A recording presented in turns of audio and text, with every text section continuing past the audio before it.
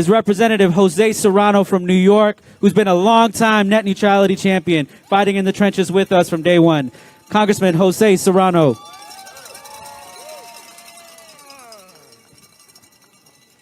Good morning. Now, you could tell that Congressman Keith Ellison is from Minnesota. He came up here with just a jacket and a tie. I'm used to New York, and even though he claims it gets cold out there, I know that on the Grand Concourse between two buildings, when the wind blows, it's as cold as Minnesota and its worst day. Now, remember, I could do this as in 2 sentences, but I won't, because you'll be disappointed I didn't say a few more words. It's the internet, not the elite net. It's not supposed to be for some people. It's supposed to be for all people. People get their information from it. It has to be open to everyone. Now, I represent a community mostly of Latinos and African Americans and folks from Africa and other countries like that. Now, in other continents like Africa. And one of the things I notice is that every day more and more and more and more people at senior centers, in hospitals, in areas of recreation are using the internet to get information and, yes, to be at times entertained, because they can find movies and information that they haven't seen for years and they remember from their youth and so on. So remember what you're fighting for here. You're just not fighting a fight against corporations. You're fighting against corporations for the people who don't have a voice. You are their voice. This is why you're here today. And I want you to say it after me. It's the internet, not the elite net. It's not for some people. Now, when I was on the Appropriations Committee, subcommittee that handled the FCC, I made sure every year to make sure that we put language in the bill allowing this not to happen and moving towards where we are today at this point.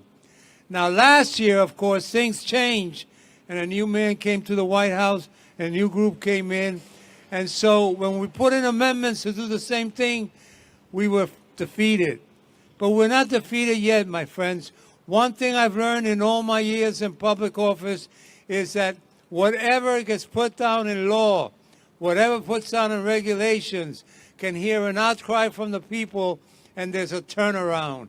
And this is what we need to do. We need to educate our community. We need to let them know of the importance of the internet belonging to everyone. And I'll close with this. When it was created, when it began to take off, it was understood that it would serve and service all people. It is not for the big money grubbers now to determine who's going to have access, who's going to have information, who's going to have knowledge, who's going to have education. No, it belongs to you, just like this country belongs to you, just like the flag belongs to you. Don't let anybody take any of those things away from you, because they belong to all of you. So this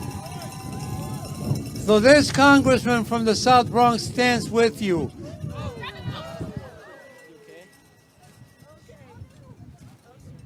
Wow. I've never been hit that hard in the South Bronx. But I'll speak from here. And I'm doing that with a pull muscle on my leg. I'm a tough guy. Where was I? Lastly, it's not just the internet. It's just not net neutrality. There's a lot in this country where they're saying that flag is mine, it's not yours.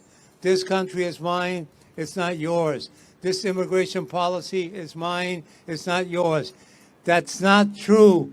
It belongs to all of us, and make sure that you stand up for it, even if you have to get pushed off a stage. Don't worry about it.